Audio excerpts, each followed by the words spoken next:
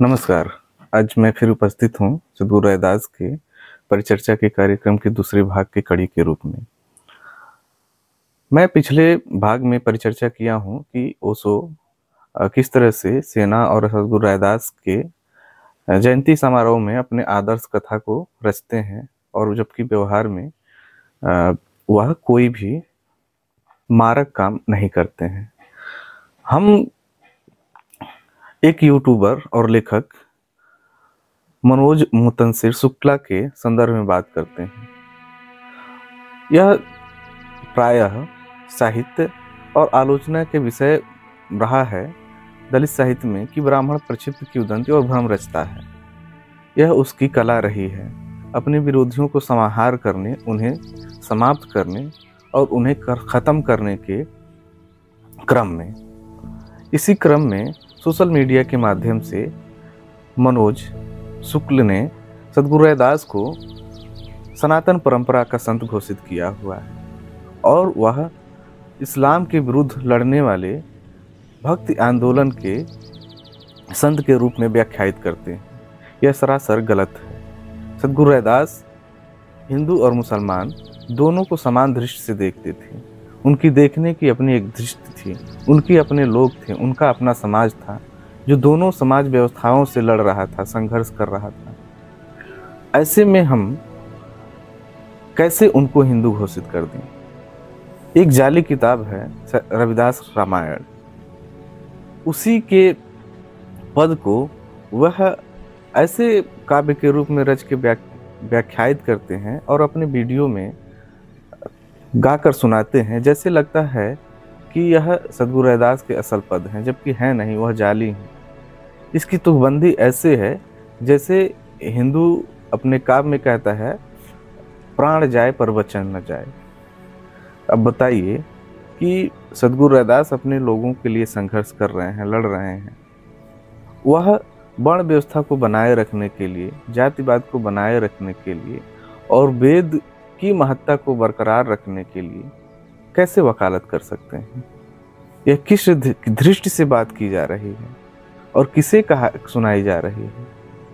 कौन है इनके सुनने वाले, कौन है इनके देखने वाले? इनके कहने की जो श्रवण शक्ति है उसको हम किस रूप में रखें?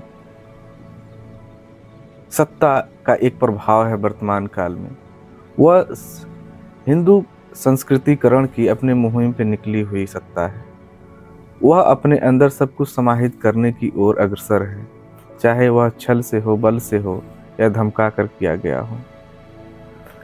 इसी क्रम में सद्गुरु रैदास को समाहार करने के लिए मनोज मुतंसिर शुक्ल ने वह पद कहा है, और बहुत ही काव्यात्मक लहजे में वह सद्गुरु रैदास की जीवनी को कहते हैं, जबकि उसके ऐतिहासिक और साहित्यिक कोई संदर्भ की वह सूचना नहीं देते हैं।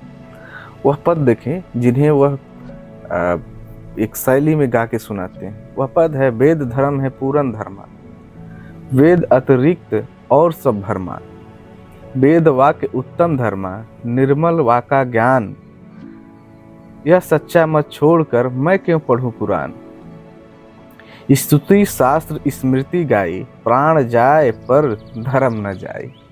आप देख सकते हैं सद्गुरु रैदास क्या यही शैली में अपने पद कहे हैं? हम जानते हैं कि हमारे सद्गुरु रैदास और कबीर के पवित्र शब्दों को और उनके आध्यात्मिक और दार्शनिक चेतना को सिख धर्म के धर्म ग्रंथ गुरु ग्रंथ साहिब में दर्ज किया गया है, सुरक्षित है। लोग पूरी दुनिया में उन्हें आदर सम्मान से देखते हैं, उनके पदों को गाते हैं, जीवन के सांस्कृतिक मूल्यों का वह पान करते हैं।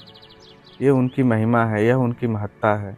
वह लोक से लेकर सृष्टि तक के संबंधों को अपने पदों को अपने वाणियों से और अपनी आध्यात्मिक चेतना से जोड़ते हैं।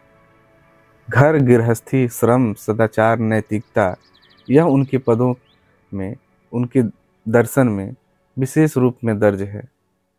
लेकिन उसे खत्म करने के लिए, उसे झुटलाने के लिए, उसे विभ्रम पैदा करने के लिए ये ब्राह्मण द्वारा एक चाल चली जा रही है, पहले भी चली जाती रही है कि सद्गुरु रैदास और कबीर को रामानंदी वैष्णव परंपरा में जोड़ लिया जाए।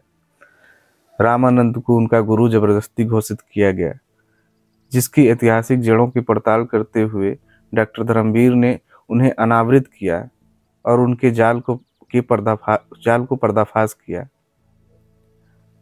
उनकी दूसरी लाइन है, देखिए किस तरह अपनी ही शैली में गढ़े हैं। वेद धर्म त्यागो नहीं जो कटार, वेद धर्म है पूर्ण धर्मा, करि कल्याण मिटावे भरमा। अगली पंक्ति है, सत्य सनातन वेद हैं, ज्ञान धर्म मर्याद, जो जाने न जाने वेद को बिरथा करे बकवाद। ये वेद की महिमा सदगुरु रैदास के मुंह से सुनाई जा रही है, जबकि उनके असल पद को आप देखेंगे वह किस शैली में है। सदगुरु रैदास कहते हैं, जग में वेद वादे मनीजे, पोथी बाचे वेद उचारे, घर घर कथा सुनावे, पता नहीं हम सब कब कहाँ जाएंगे, घर लागी घर बाहर सुझावे। कि यह जो ब्राह्मण है अपने आप को पंडित बनता है, वेद बाँचता है, पोथी बाँचता है, लेकिन इसे असल रहस्य का पता नहीं है, इस जीवन और इसके दर्शन का इसे पता नहीं है, या घर घर फालतू बकवाद किया हुआ है। आप उनके सामाजिक जो समरसता का है बखान कर सकते हैं, लेकिन यह कह दें कि सदगुरु रैदास और कबीर हिंदू थे, मुसलमान थे, बौद्ध थे, यह सरासर गलत है। और इस गलती का खामियाजा हमारी आने वाली पीढ़ियां भुगतेंगी यदि इस सत्य से अवगत आप नहीं होंगे। तो आप उनके सदगुरु रैदास के असल पदों को जो डॉक्टर धर्मवीर ने संकलन किया है अपनी किताब महान आजीवक कबीर रैदास गोसाल और वाणी प्रकाशन से प्रकाशित है, आप देखें एक वेद को कैसे मानेंगे। ये पद देखें, चरियो वेद किया खंडवती, जन रैदास करे दंडवती। यहाँ सीधे चारों वेद को खारिज कर रहे हैं सदगुरु रैदास, और मनोज मुतंसिर शुक्ल रैदास को वेद का संरक्षक बता रहे हैं। ऐसे ही लोगों के लिए सदगुरु रैदास कहते हैं, जन जो हमारी जनता है, सदगुरु रैदास को मानने वाली जो जनता है, ऐसे लोगों के लिए दंडवती यानी डंडे से बात करती है। यह सही बात है। झूठ और भ्रम समाज के लिए नुकसानदायक होता है और इससे बना लेनी चाहिए। इसीलिए डॉक्टर धर्मवीर कहते हैं कि पुनर्जन्म सारी किंवदंतियों का बाप है और सारी अफवाहों की माँ है, और पुनर्जन्म से जोड़ के सदगुरु रैदास और कबीर की व्याख्या नहीं की जा सकती कि वो अमुक जन्म में ब्राह्मण थे, अमुक योनि में ये थे, वो थे, विधवा ब्राह्मणी के पुत्र थे। बिल्कुल सरासर गलत और झूठी अफवाहें हैं कि यह वो नहीं उनकी पहचान बनने देना चाहते कि यह हिंदू और मुसलमान से अलग तीसरी धारा के इसी देश के आदि निवासी संतान है। सदगुरु रैदास के पदों की शुरुआती हम व्याख्या देखें कि वह कहते हैं कि पराधीनता पाप है, जान ले रमीत। अपने लोगों की जो दास्ता और गुलामी है उससे अवगत कराकर उन्हें मुक्ति की ओर ले जाने की कोशिश कर रहे हैं, और इसमें वह अपने पूरा की समाजवाद की अवधारणा प्रस्तुत कर रहे हैं। ऐसा चाहूं राज में जहां सबन को मिले अन्न, सब समान रूप से रहें, सबको बराबर की हकदारी मिले, सबको खाने पीने रहने का अधिकार मिले। यही तो समाजवाद है, यही मनुष्य की नैसर्गिक और बुनियादी जरूरत है। लेकिन सदगुरु रैदास को तरह तरह से व्याख्यायित करना, उन्हें अपने खांचे में फिट करने की जो रणनीति कुटिल लोगों द्वारा चली जा रही है वह गलत है। हम कुछ रैदास के असल पदों को पढ़ रहे हैं, आप देखिए और सुनिए वो कितनी अच्छी बात कर रहे हैं। वो कहते हैं कि जो वीर होता है, हीरो होता है, वह दीन दुखी के हेत जो वारे अपने प्राण, रैदास ऊ नरवीर को साचा सूरा जान। वही सच्चा सूरा है, सूर है, सूरवीर है। कटार, वेद धर्म है पूर्ण धर्मा, करि कल्याण मिटावे भरमा। अगली पंक्ति है, सत्य सनातन वेद हैं, ज्ञान धर्म मर्याद, जो जाने न जाने वेद को बिरथा करे बकवाद। ये वेद की महिमा सदगुरु रैदास के मुंह से सुनाई जा रही है। जबकि उनके असल पद को आप देखेंगे वह किस शैली में है। सद्गुरु रैदास कहते हैं, जग में वेद वादे मनीजे, पोथी बाचे वेद उचारे, घर घर कथा सुनावे, पता नहीं हम सब कब कहाँ जाएंगे, घर लागी घर बास। कि ये जो ब्राह्मण है अपने आप को पंडित बनता है, वेद बाँचता है, पोथी बाँचता है, लेकिन इसे असल रहस्य का पता नहीं है, इस जीवन और इसके दर्शन का इसे पता नहीं है, या घर घर फालतू बकवाद किया हुआ है। आप उनके सामाजिक जो समरसता का है बखान कर सकते हैं, लेकिन यह कह दें कि सद्गुरु रैदास और कबीर हिंदू थे, मुसलमान थे, बौद्ध थे, यह सरासर गलत है। और इस गलती का खामियाजा हमारी आने वाली पीढ़ियां भुगतेंगी यदि इस सत्य से अवगत आप नहीं होंगे तो। आप उनके सद्गुरु रैदास के असल पदों को जो डॉक्टर धर्मवीर ने संकलन किया है अपनी किताब महान आजीवक कबीर रैदास गोसाल और वाणी प्रकाशन से प्रकाशित है, आप देखें एक वेद को कैसे मानेंगे। ये पद देखे, चरियो वेद किया खंडवती, जन रैदास करे दंडवती। यहाँ सीधे चारों वेद को खारिज कर रहे हैं सद्गुरु रैदास, और मनोज मुतंसिर शुक्ल रैदास को वेद का संरक्षक बता रहे हैं।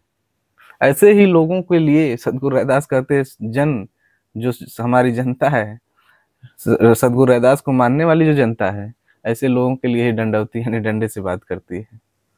यह सही बात है। झूठ और भ्रम समाज के लिए नुकसानदायक होता है और इससे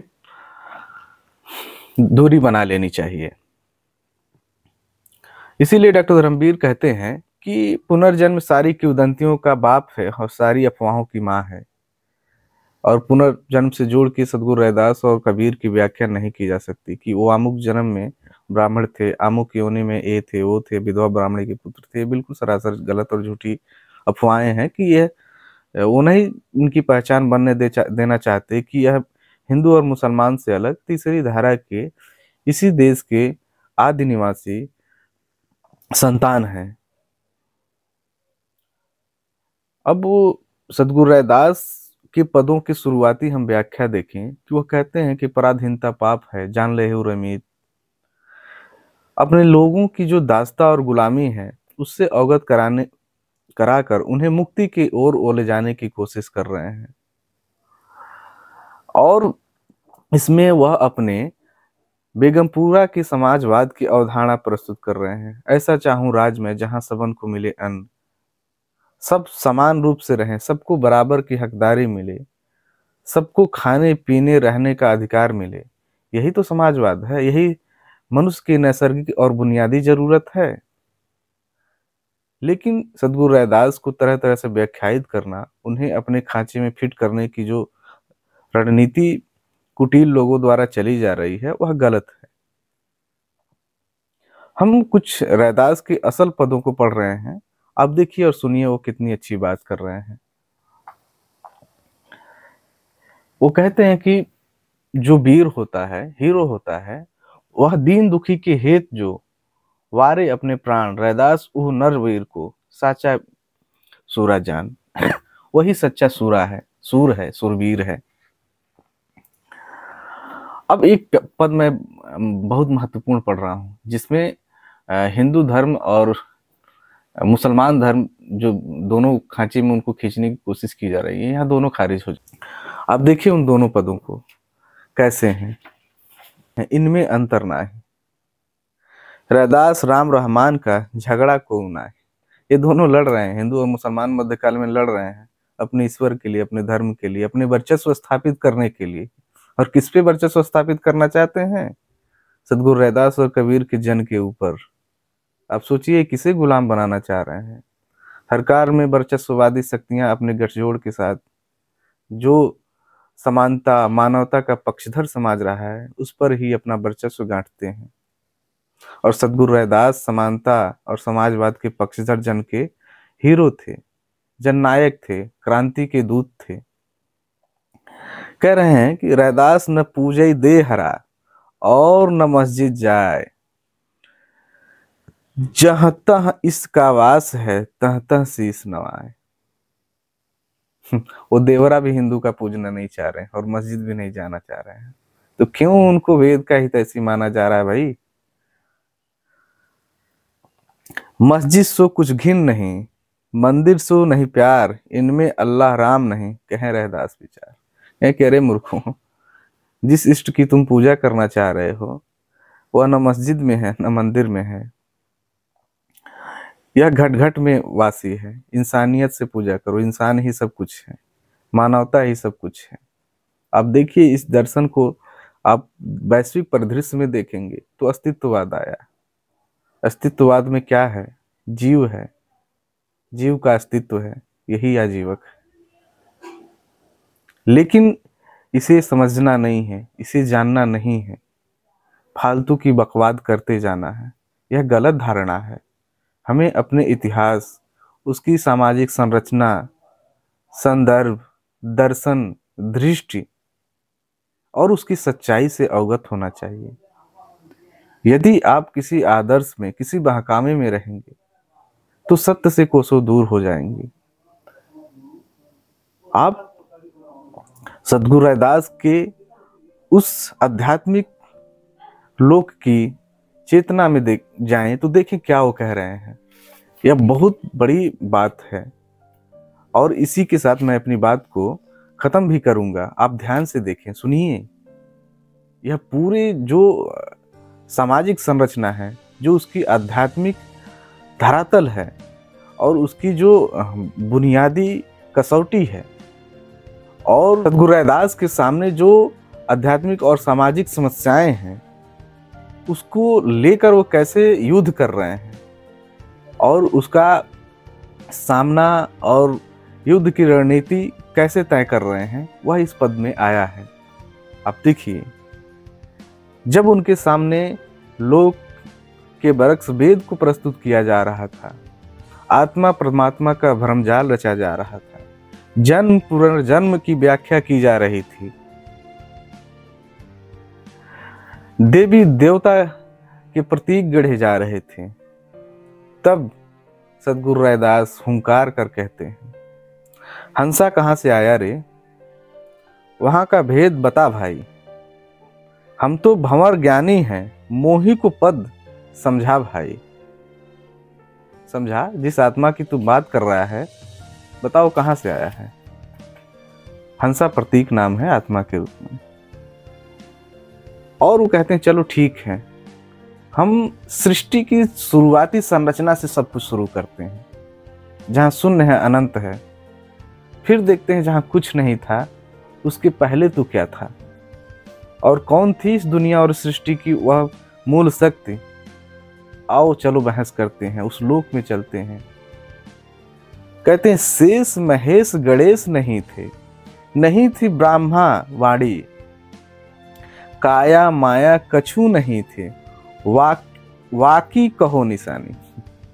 कहो उस समय जो तुम्हारे शेष गणेश महेश कुछ भी नहीं थी, न तुम्हारी माया थी और उसकी कोई नहीं निशानी थी। जब सृष्टि की संरचना हो रही थी, ग्रह नक्षत्र बन रहे थे, जब जीवों का अस्तित्व भी नहीं था, तब तुम क्या था? तुम्हारी ये आत्मा, तुम्हारा ये स्वर्ग नरक कहाँ थे?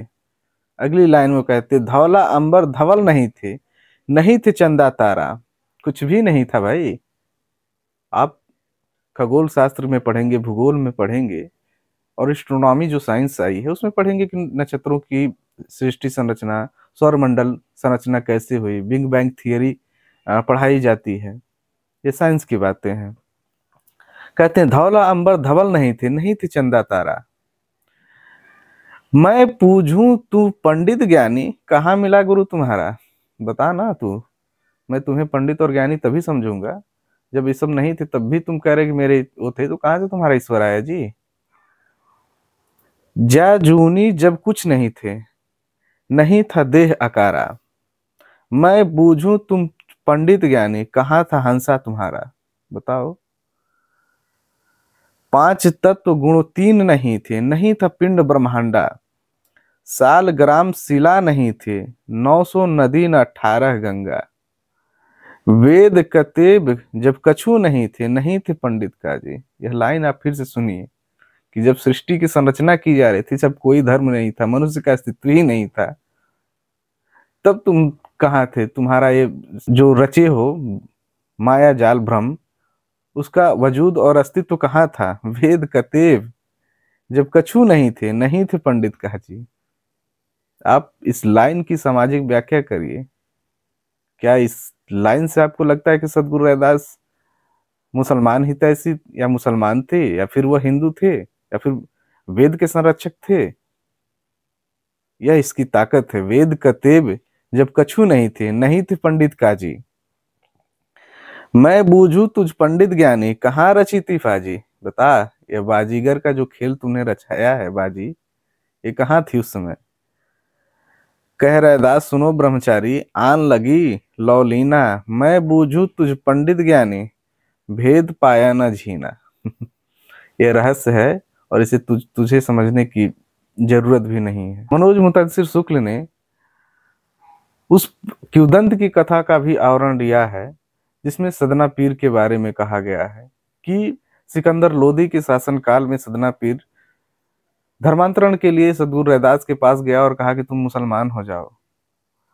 इस कथा का सत्य क्या है, कहाँ है, कैसे है, इसकी व्याख्या कहीं और की जाएगी, लेकिन ये गलत है। सदना पीर यदि सदगुरु रैदास के शरण में आया था तो उन्हें की आध्यात्मिक और मानवता की चेतना से प्रभावित होकर आया था। यह धर्मांतरण और किसी धर्म की हित और भलाई की बात नहीं थी। सदगुरु रैदास जितना इस्लाम को महत्व दे रहे थे, उतना ही ब्राह्मण और सनातन धर्म को भी महत्व दे रहे थे। दोनों को एक दृष्टि से देख रहे थे और अपने अस्तित्व और अपने वजूद और अपनी पहचान के साथ भी खड़े थे। इस कथा में और कहा गया है कि उनके पास शालिग्राम पत्थर किसी ने काशी में दे दिया था और वह अपनी जूतियां गांठते रहे और वो पत्थर आया जिसको छू के सोना बनाया जा सकता था, वह वैसे ही दे दिए। यह त्याग और बलिदान की प्रेरणा के महत्व को व्याख्यायित किया गया है। यह सवर्णों की एक मनोचेतना का विषय है और रचा गया है। जो रैदास अपने लोगों की दास्ता की मुक्ति के लिए संघर्ष कर रहे हैं, जिनकी जनता भूखों तड़प रही है, रहने और खाने के लिए जगह नहीं है, ऐसे व्यक्ति को यदि कोई शक्ति मिलती है जिससे उनके लोगों की जीवन दशा सुधर सकती है, तो वो क्यों उसे नहीं यूज करेगा? इस इसको आप समझ सकते हैं। यदि सच में उनके पास वो शक्ति मिली होती जिससे सोना बनाया जा सकता है, तो सदगुरु रैदास अपने लोगों को उसी समय धनवान बना दिए होते। इसकी प्रेरणा थोपी जाती है किस पे? दलित और आदिवासी समुदाय पे, कि आपके जीवन में यदि कभी आगे बढ़ने की और मजबूत होने की कोई स्रोत शक्ति मिले तो वह द्विजों के लिए छोड़ दो, उसकी तुम्हें जरूरत नहीं है। तुम त्याग और बलिदान के प्रतिमूर्ति बने रहो, कमजोर बने रहो, और सारे शक्ति के नियंता द्विज बने रहेंगे, वर्चस्ववादी बने रहेंगे, सामंती बने रहेंगे। वही इस शक्ति को नियंत्रित करेंगे और तुम्हें अपना उपनिवेश गांठते रहेंगे। इसी के साथ यह कार्यक्रम समाप्त होता है। आगे हम कबीर की पदों की व्याख्या के साथ सदगुरु रैदास की पदों की भी व्याख्या समानांतर करते रहेंगे। आप लोग बने रहें।